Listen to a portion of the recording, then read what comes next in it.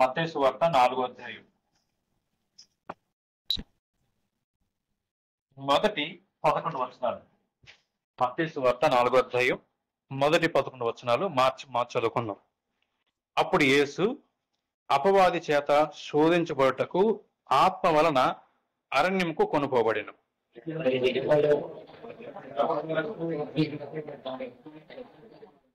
ఆ శోధకుడు ఆయన ఎదుకు వచ్చి, నీవు దేవుని కుమారుడు అయితే ఈ రాళ్లను రొట్టెలగునట్లు ఆజ్ఞాపించమనెను.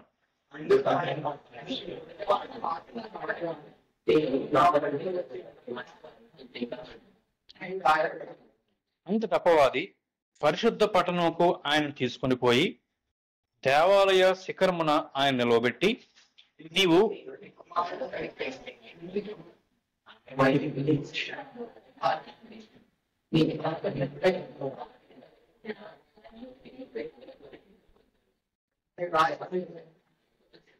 అందుకు యేసు, ప్రభువైన నీ దేవుణ్ణి నీవు శోధింపవలదని మరి ఒక చోట వ్రాయబడినదని వానితో చెప్పాను.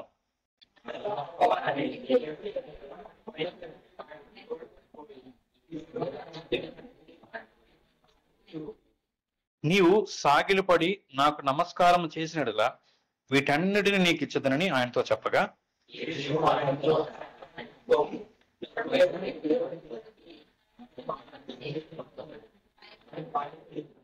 అంతటా అపవాది ఆయనను విడిచిపోగా ఇదిగో దేవదూతలు వచ్చి ఆయనకు పరిచర్య చేశారు.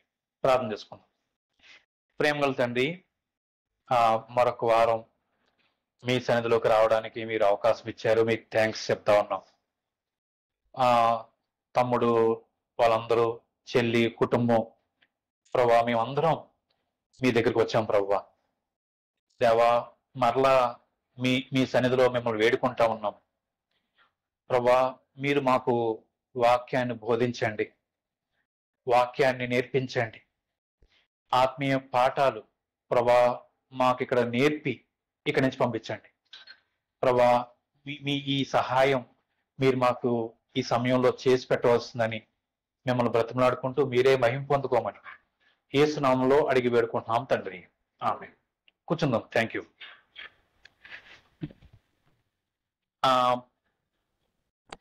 మనం గుర్తుపెట్టుకోవాల్సిన విషయం ఏంటంటే తమ్ముడు,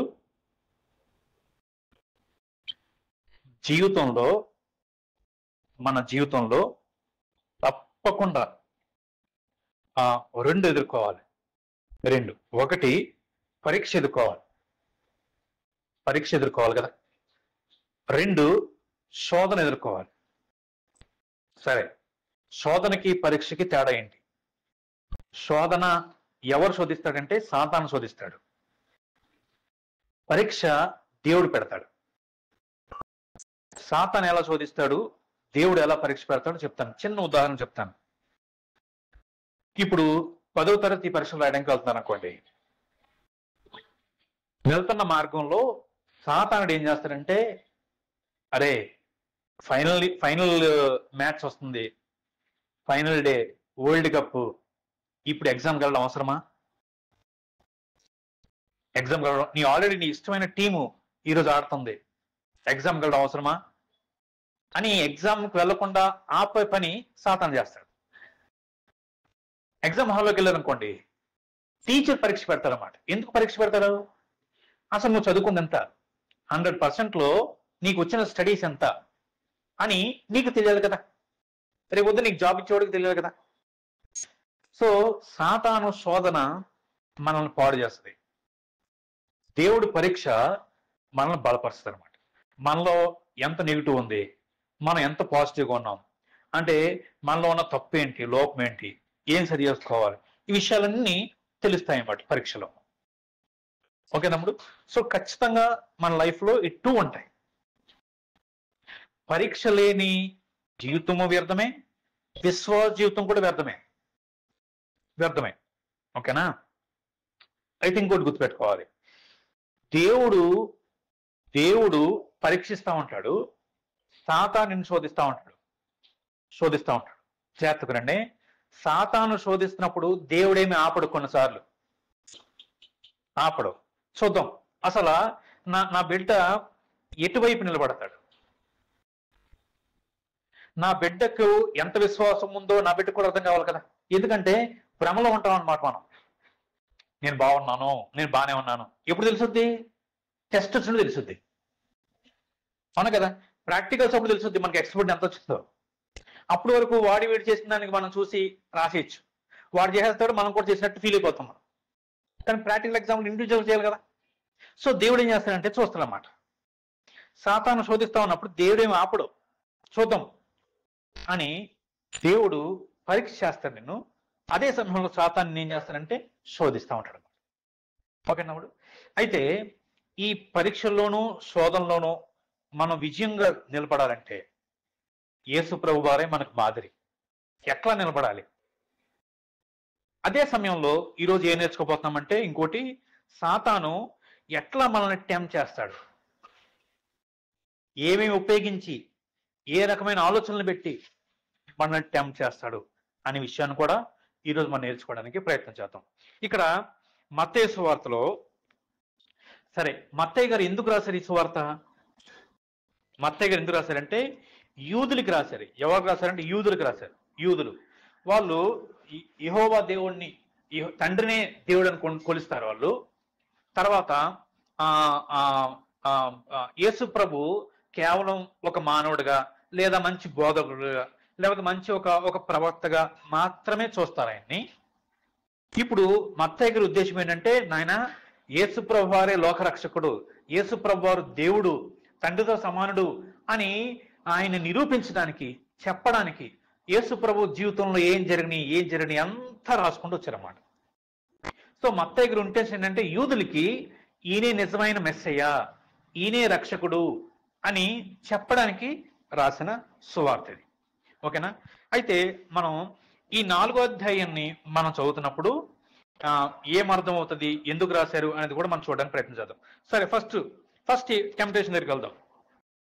3వ వచనం, ఆ శోధకుడు ఆయన వద్దకు వచ్చి, నీవు దేవుని కుమారుడు అయితే ఈ రాళ్లను రొట్టెడగునట్లు చేసుకోమన్నాడు.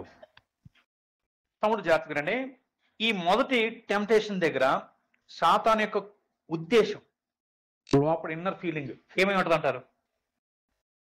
ఇక్కడ ఏమనంటే, నువ్వు దేవుని కుమారుడు కదా, అవునా, నీకు శక్తి ఉంటది, దేవుడు కుమారుడు కాబట్టి నీకు శక్తి ఉంటది. మరి నీకు ఆకలేస్తుంది, రాళ్ళను రొట్టెలుగా చేసుకోవడం నీకు పెద్ద విషయం కాదు, ఎందుకంటే నీకు దేవుడు కాబట్టి. So why don't you try? నీకు ఆకలేస్తున్నప్పుడు ఆల్రెడీ నువ్వు దేవుని కుమారుడివి, నీకు శక్తి ఉంది, దైవత్వం ఉంది, నువ్వెందుకు ఈ రాళ్లను రొట్టెలుగా చేసుకోకూడదు? అది సాతాను యొక్క టెంప్టేషన్. దీని వెనకాల సాతాను ఉద్దేశం ఏంటంటే, యేసు ప్రభు వారు దేవుడి మీద ఆధారపడకుండా, జాగ్రత్తగానండి, యేసు ప్రభు వారు దేవుడి మీద ఆధారపడకుండా ఆయన శక్తిని ఆయన సొంతంగా వినియోగించుకునే విధంగా చెయ్యాలనేది సాతాను ఉద్దేశం అన్నమాట. ఒకవేళ అన్న ఇందులో పెద్ద విశేషంగా ఉంది అని మీరు అనొచ్చు. జాగ్రత్తగానండి, ఒకవేళ యేసు ప్రభు వారు ఈ శోధనలో పడిపోయి దేవుణ్ణి చెప్పకుండా, దేవుణ్ణి పక్కన పెట్టేసి ఆయన సొంత శక్తిని ఈ రాళ్ళను రొట్టెలుగా చేసుకుని తింటే కనుక పెద్ద ప్రమాదం ఉంది. ఏంటి తెలుసా? యేసు ప్రభు వారు ఇన్పర్ఫెక్ట్ అయిపోతుంది. మనం ఇప్పుడు దాకా ఏం చెప్పుకున్నాం? బైబిల్ ఏం చెప్తుంది? యేసు ప్రభు వారు పర్ఫెక్ట్, ఆయనలో ఏ లోపమో లేదు, ఏ పాపమో లేదని చెప్తున్నాం కదా. ఇప్పుడు దేవుడి మీద ఆధారపడడం మానేసాడు అనుకోండి, మనకి ఆయన రక్షకుడు కాలేడన్నమాట. ఇన్పర్ఫెక్ట్ అయిపోతాయి. ఇన్పర్ఫెక్ట్. ఈ విషయంలో లోపం ఉంది నీలో, ఎందుకంటే నువ్వు దేవుడి మీద ఆధారపడకుండా నీ సొంత ఇష్టాలని నీకు నచ్చినట్టుగా చేసుకున్నావు. సో ఆయనకి ఇంకెప్పుడు మనకి రక్షకుడుగా కాకుండా పోయేవాడు.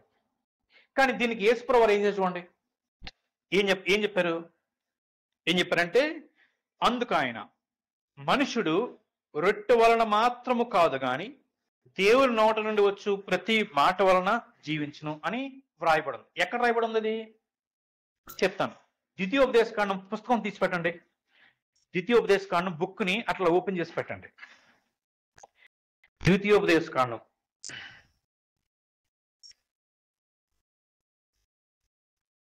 ఓకే తమ్ముడు.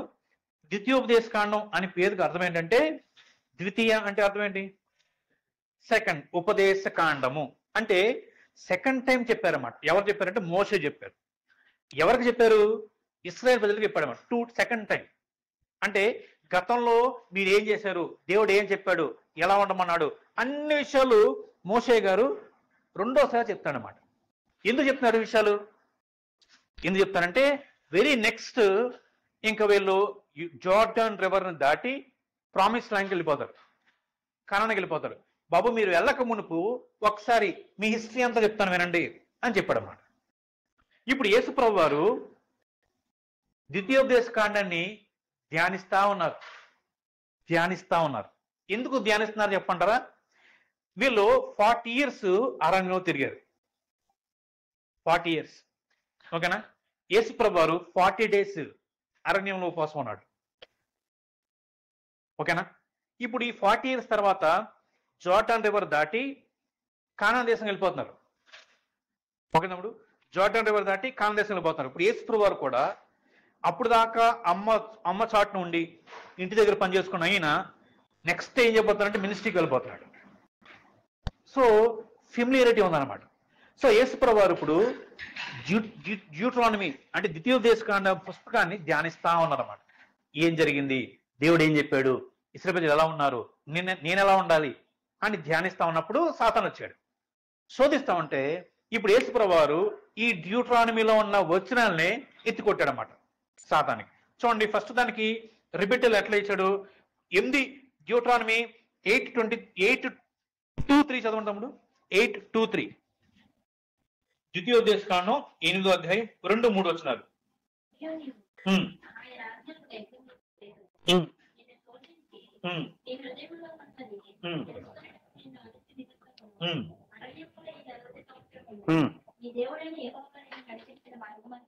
అంతటిని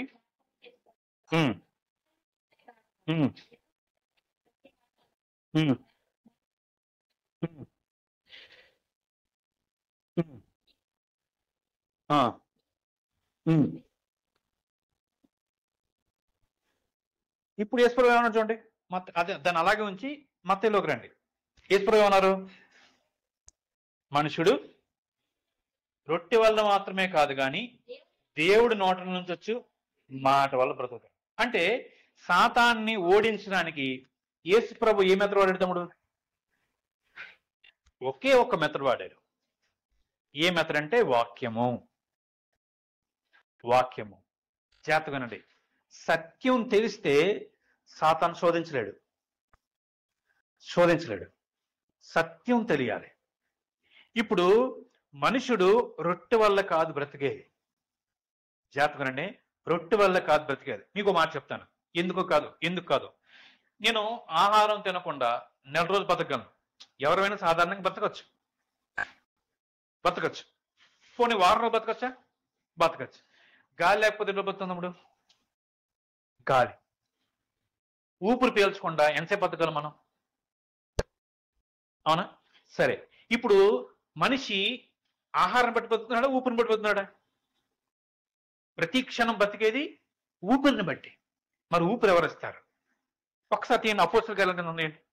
అపోస్తల కార్యాల గ్రంథం 17వ అధ్యాయం 25వ వచనం. అపోస్తల కార్యాల గ్రంథం 17వ అధ్యాయం 25వ వచనం. ఆయన అందరికిని జీవమును, అది ఆయన అందరికీ, తమ్ముడు ఆయన నమ్ముకున్నా నమ్ముకోకపోయినా అనవసరం, ఆయన అందరికీ జీవాన్ని ఊపిరిని దయచేస్తా ఉన్నాడు, సమస్తాన్ని దయచేస్తాడు.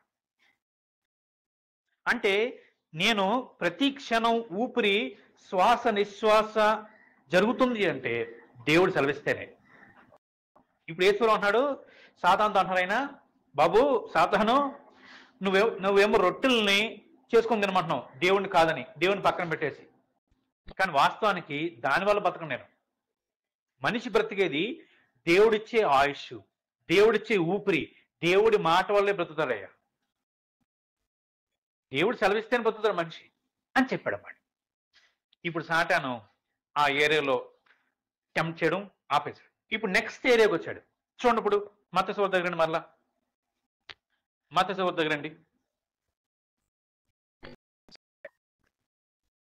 మత్తయి సువార్త 4వ అధ్యాయం 5వ వచనం. అంతటా అపవాది పరిశుద్ధ పట్టణమునకు ఆయనను తీసుకుని పోయి దేవాలయ శిఖరమున ఆయన నిలవబెట్టి, నీవు దేవుని కుమారుడవైతే క్రిందకు దుముకుము, ఆయన నిన్ను కూర్చి తన దూతలకు ఆజ్ఞాపించును, నీ పాదములను ఎప్పుడైనను రాతికి తగలకుండా వారు నిన్ను చేతులతో ఎత్తుకొందురు అని వ్రాయబడినని ఆయనతో చెప్పారు. ఇప్పుడు యేసుప్రభువు వారు సాతాన్ని వాక్యంతో కొడుతున్నారు కాబట్టి ఇప్పుడు సాతాను కూడా వాక్యాన్ని ఉపయోగిస్తున్నాడు అన్నమాట.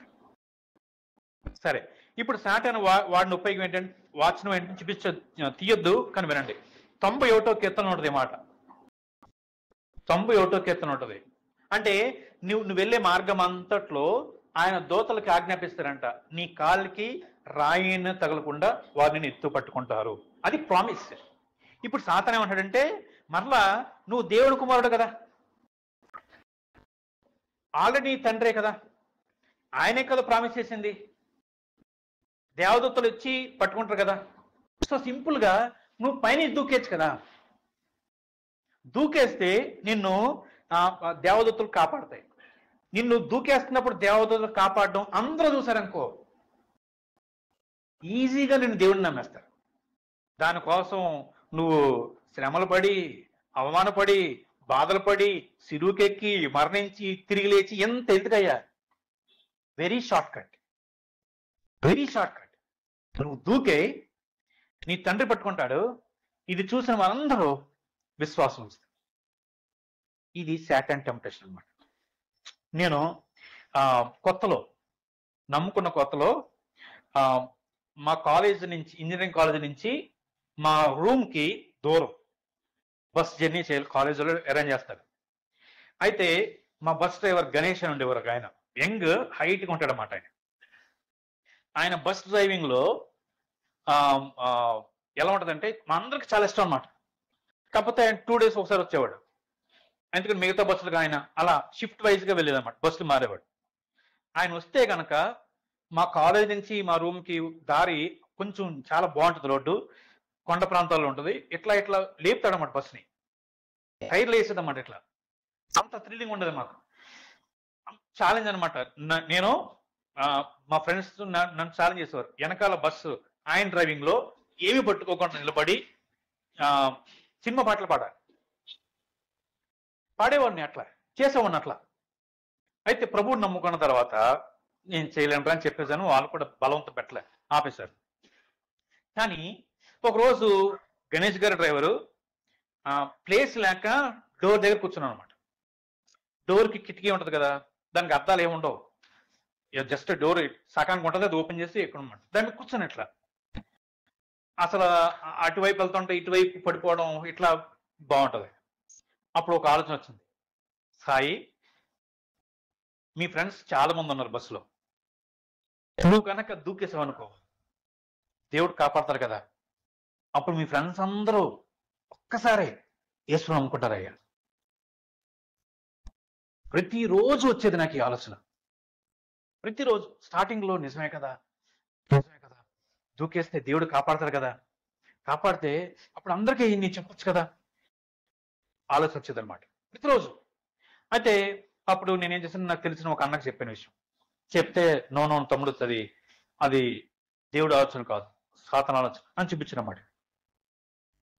కుయుక్తి జాతకునే. ఇప్పుడు యేసుప్రభువు ఏం చెప్పారు చూడండి, యేసుప్రభువు ఏం చెప్పారు? అందుకు యేసు, ప్రభువైన నీ దేవుని నీవు శోధింపవలదు అని చెప్పారు. ఇది ఎక్కడి నుంచి చెప్పారు? మరలా తీయండి, డ్యూట్రానమీ తీయండి. డ్యూట్రానమీ ద్వితీయోపదేశకాండము 6వ అధ్యాయము 16వ వచనం. 6వ అధ్యాయం 16వ వచనం.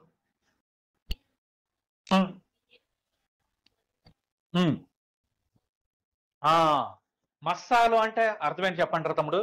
మస్సాలో అంటే అది ఎక్సోడస్ లో ఉంటుంది, 7th chapter లో ఉంటుంది. అక్కడ ఏం జరిగిందంటే అసలు వాళ్ళకి దాహం వేస్తుంది. దాహం వేసినప్పుడు ప్రభువా మాకు దాహం వేస్తుందని అడగలేదు వాళ్ళు, అడగలే. వాళ్ళు ఏం చేయాలి తెలుసా? అసలు మనతో దేవుడు ఉన్నాడా లేడా, మనతో దేవుడు వస్తారు లేదా టెస్ట్ చేద్దాం. టెస్ట్ అక్కడ ఉంటుంది, క్లియర్గా ఉంటుంది అన్నమాట. మీరు చదవడం తర్వాత 7వ వచనం ఉంటుంది, 7వ అధ్యాయం 7వ వచనం ఉంటుంది. దేవుడు మన మధ్య ఉన్నాడో లేడో టెస్ట్ చేశారంట వాళ్ళు. అదేంటది? ఆల్రెడీ దేవుడు నడిపించాడు. ఇక్కడ ఇంత దూరం వచ్చిన తర్వాత అసలు మన మధ్య దేవుడు ఉన్నాడో టెస్ట్ చేయడం ఏంటి? శోధించడం అనమాట. జాగ్రత్తగా వినండి తమ్ముడు, జాగ్రత్తగా వినండి. శ్రమల్లో దేవుడు సహాయం చేస్తాడు, కానీ దేవుడు సహాయం చేస్తాడు కదా అని శ్రమంలో వెళ్ళకూడదు. మాట్లాడుతూ ఉన్నప్పుడు అది శోధించడం అవుతుంది దేవుణ్ణి. నువ్వు వెళ్తున్నప్పుడు మధ్యలో యాక్సిడెంట్ జరగబోతుంది అనుకో, దేవుడు కాపాడతాడు. దేవుడు ఎలా కాపాడతాడు కదా, అసలు యాక్సిడెంట్ ఎలా జరుగుతుందో చూద్దాం అని నువ్వు యాక్సిడెంట్ చేసుకుంటే ఎలాగా? అది దేవుణ్ణి టెంప్ట్ చేస్తున్నట్లు. దేవుడు కాపాడతాడో లేదో అది మంచిది కాదు, మంచిది కాదు. సో సాతాను షార్ట్ కట్ వేలో ప్రజలందరికీ నువ్వే దేవుడు నిరూపించుకో అనే అవకాశం నేను ఇస్తున్నాను అన్నాడు అన్నమాట. యేసు దానికి ఒప్పుకోలేదు. నువ్వు దేవుడిని శోధించకూడదు కదా అని రాయబడింది కదా అన్నాడు అన్నమాట. ఇప్పుడు థర్డ్ దగ్గరికి వద్దాం, థర్డ్ టెంప్టేషన్ దగ్గరికి వద్దాం. 8వ వచనం. మరలా అపవాది మిగుల ఎత్తైన ఒక కొండ మీదకి ఆయన తోడుకుని పోయి ఈ లోక రాజ్యములన్నిటినీ వాటి మహిమను ఆయనకు చూపి, నీవు సాగిలపడి నాకు నమస్కారం చేసినడలా వీటన్నిటినీ నీకు ఇచ్చేదనని ఆయనతో చెప్పగా.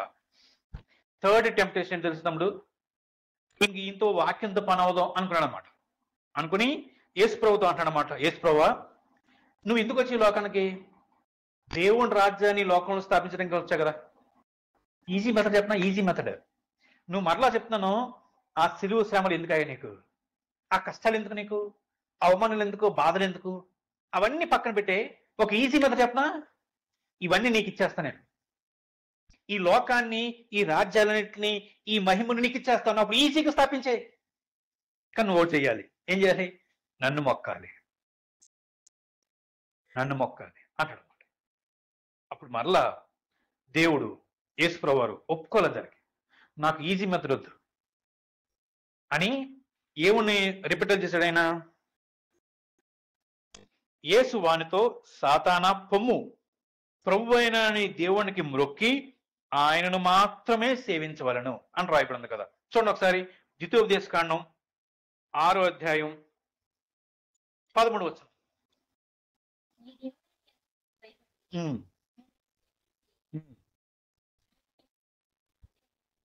4వ వచనం 5వ వచనం కూడా చదవండి. అదే అధ్యాయం 4వ వచనం 5వ వచనం.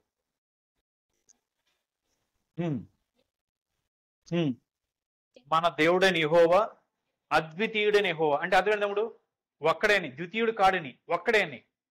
కానీ సాతాను ఏమన్నాడు? సాతాను దేవుని కాదా నన్ను మృక్కు అంటే దేవుని స్థానాన్ని తీసుకోవడానికి ప్రయత్నం చేశాడు అన్నమాట.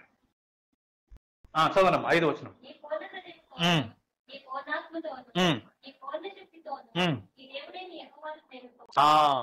దేవుణ్ణి ప్రేమించాలి, దేవుణ్ణి సేవించాలి. కానీ సాతాను ఏమన్నాడు? నన్ను మొక్కు అన్నాడు అన్నమాట. అందుకని యేసుప్రభువు వారు దానికి అంగీకరించారు. తమ్ముడు జాతకందమై ఈ 3 టెంప్టేషన్స్ నుంచి మనమే నేర్చుకోవాలి, మనమే నేర్చుకోవాలి. చెప్తాను. మొదటి టెంప్టేషన్ ఏమంటాడంటే దేవుణ్ణి పక్కన పెట్టేసి నీకు నువ్వే చేసుకో కదా, దేవుడి మీద ఆధారపడవసరం లేదు. సో చాలాసార్లు తమ్ముడు మన జీవితంలో కూడా సాతాను మనల్ని ఎలా శోధిస్తాడంటే దీని గురించి దేవుడి మీద ఆధారపడవసరం లేదు. దేవుడిని పెద్ద లెక్క పెట్టుకోవసరం లేదు, కన్సిడర్ చేయవసరం లేదు. నువ్వు చేసుకోవచ్చు, నీది నువ్వు చేసుకోవచ్చు అన్నాడు అన్నమాట. అంటే నీ అవసరాలు, నీ ఇష్టాలు, నీ ఓన్ వేలో నీకు నచ్చిన విధంగా, నీకు నచ్చిన సమయంలో తీర్చుకోవచ్చు, చేసుకోవచ్చు. అది వాడు టెంప్టేషన్. మరి ఆలోచించండి, చాలాసార్లు మన శరీర ఆశలు, నేత్రాశలు, ఈ మిగతా వగర అవన్నీ ఏం చేస్తాం? తప్పని తెలుసు, అలా చేయకూడదని తెలుసు, అవి చూడకూడదని తెలుసు. కానీ మన వేలో, మనకు నచ్చిన సమయంలో, మన విధానంగా చేయడు. అది తప్పు. అది సాతాను శోధన. సాతాను శోధన. మీకు తెలుసా, సాతాను యేసుప్రభు ఆకలి వేసినప్పుడు వచ్చాడు. అవునా? ఆకలి వేసినప్పుడు వచ్చాడు. ఎందుకు వచ్చాడు అక్కడికి? చెప్తాను, అక్కడికి వస్తాను. ఇది ఫస్ట్ టెంప్టేషన్. సెకండ్ దగ్గర నుంచి మనం ఏం నేర్చుకోవచ్చు అంటే, శోధించడం కదా. అవునా? శోధించడం అంటే దేవుని శక్తిని తక్కువ చేసి ఆలోచించడం. జాగ్రత్త వినండి తమ్ముడు. వాళ్ళు ఐగుప్తు నుంచి బయటకు వచ్చేసిన తర్వాత అంటే ఎలా వచ్చారు బయటికి? 10 తెగుళ్ళు వచ్చినాయి, సముద్రం 2 భాగాలు అయిపోయింది, మధ్యలో నడుచుకుంటూ వచ్చి ఇవన్నీ కళ్ళారా చూశారు. ఇక్కడ రాగానే పాట పాడారు దేవుడికి. దేవా, నువ్వే గొప్ప దేవుడివి, చాలా రక్షకుడివి, మా శత్రువులను చంపేశావు. ఓ, అసలు దేవుడు స్థుతించారు. వెరీ నెక్స్ట్ డే సనుక్కున్నారంట. అరే, ఇంత చేసిన దేవుడు ఈరోజు అన్నం పెట్టలేడా? ఈరోజు చూసుకోలేడా? అనుమానం అన్నమాట. అవిశ్వాసం, అల్ప విశ్వాసం. దేవుడు సహాయం చేస్తాడా? ఎంత పెద్ద మోతాదులో సహాయం చేయగలడు దేవుడు? సాధ్యమవుతా దేవుడికి? ఇలాంటి అనుమానాలు దేవుడిని శక్తిని శంకించడం, శోధించడం లెక్కకు వస్తాం. సో దేవుడు శక్తిమంతుడు, ఆయన కాపాడగలడు, ఆయన సహాయం చేయగలడు. ఇది మనం నేర్చుకోవాలి. అనుమానాలు రేకెత్తిస్తాడన్నమాట. అనుమానాలు, అవిశ్వాసాన్ని తీసుకొస్తాడు దేవుడు, సాతానుగాడు. దాన్ని మనం అంగీకరించకూడదు. మూడో విషయం ఏమంటాడంటే, నాకు మురుక్కు అన్నాడా అంటే సాతాను ఎలా శోధిస్తాడంటే, జాగ్రత్తగా తమ్ముడు. ఆరాధన అంటే ఏంటి తమ్ముడు? ఆరాధన అంటే ఏంటి? ఆరాధన అంటే బైబిల్లో ఏం చెప్తుందంటే, నిన్ను నువ్వు ఇచ్చేసుకోవడం. తీయద్దులండి, రోమా 12:1-2-3 ఉంటుంది అనమాట. నీ దేహాన్ని సజీవ యాగంగా దేవునికి సమర్పించు. అదే ట్రూ అండ్ ప్రాపర్ వర్షిప్ అని ఉంటుంది ఇంగ్లీష్లో. నిజమైన సేవ అని ఉంటుంది అనమాట. ఇప్పుడు జాగ్రత్తగానండి, ఆరాధన అంటే ఇచ్చేసుకోవడం కదా.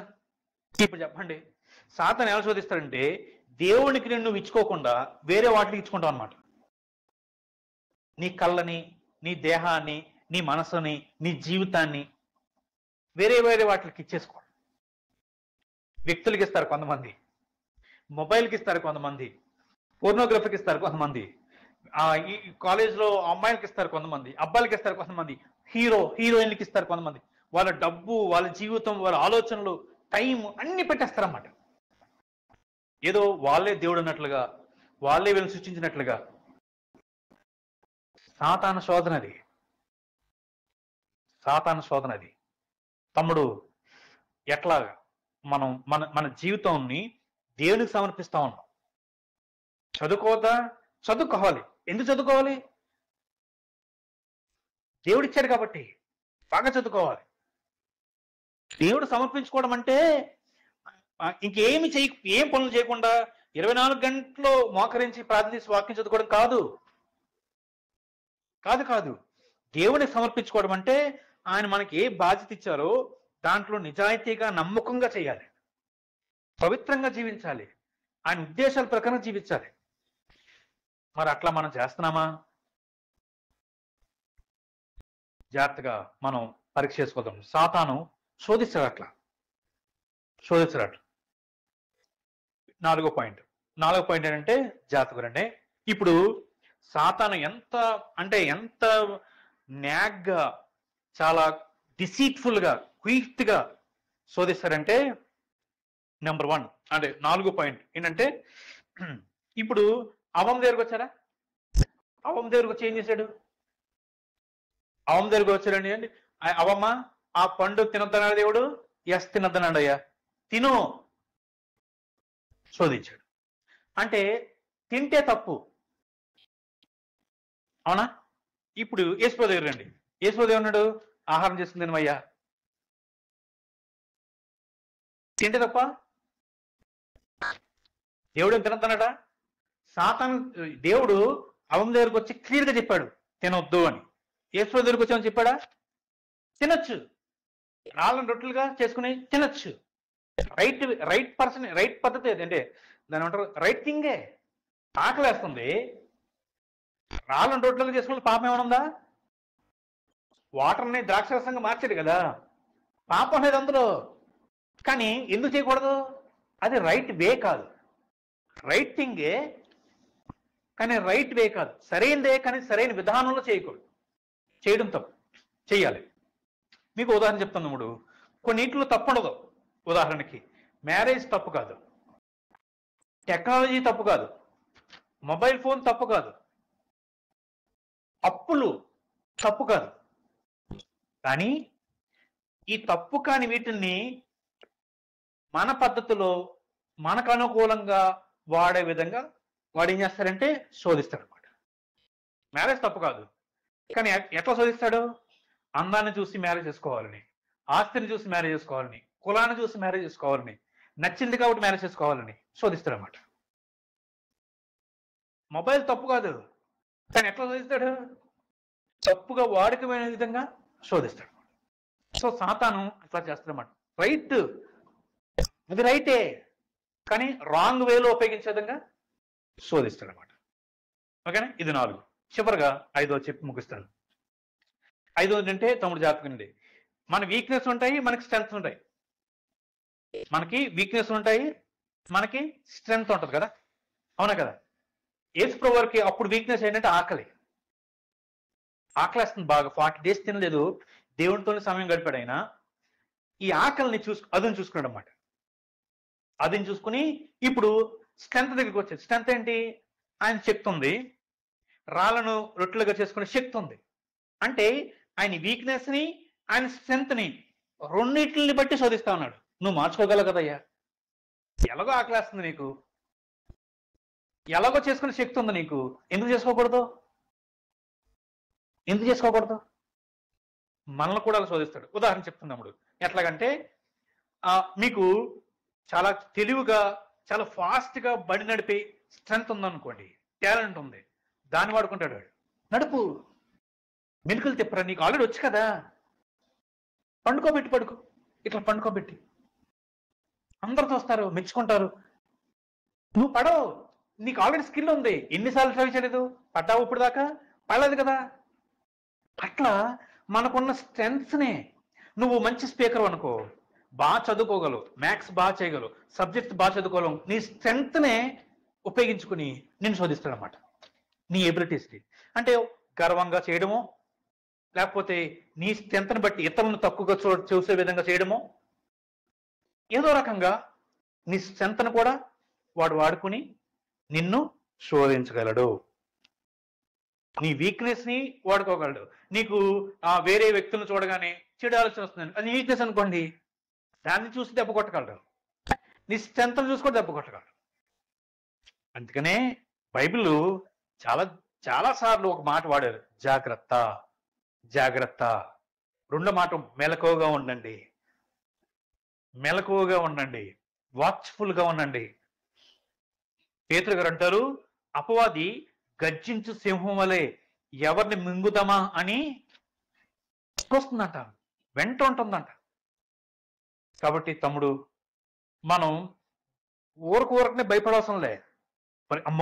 అమ్మో నా స్ట్రెంత్ని బట్టి కూడా శోధిస్తాడా, నా వీక్నెస్ బట్టి కూడా శోధిస్తాడా? ఎస్, శోధిస్తాడు, కానీ భయపడవసరం లేదు. భయం గురించి కాదు, మనం జాగ్రత్తగా ఉండాలి, జాగ్రత్తగా ఉండాలి. యేసుప్రభువు జయించారా? దేని బట్టి జయించారు? దేని బట్టి జయించారు?